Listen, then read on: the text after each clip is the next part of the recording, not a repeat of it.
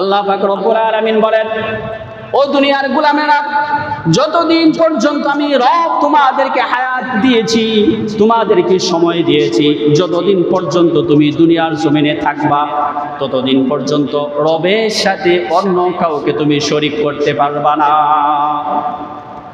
রব ছাড়া কোনো মানুষের সম্মুখে নিজের এই কপালটাকে নোয়ানো যাবে না। রবের সাথে কোনোভাবেই আমলের দিক দিয়ে, কাজের দিক দিয়ে কোনোভাবেই শরীক করা যাবে না।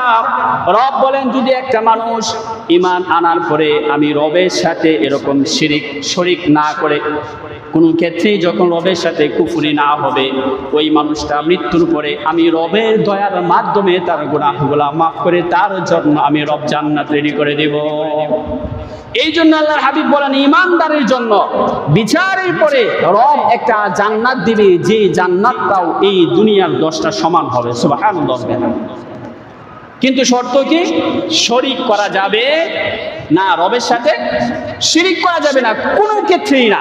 এই জায়গা থেকে বেঁচে থাকেন, তাহলে বিশ্বাস রাখবেন যে রব, আপনি যদি ঈমান আনছেন, কালেমা পড়ছেন, রব আপনাকে পানিশমেন্ট দেওয়ার পরে জান্নাত দিবে।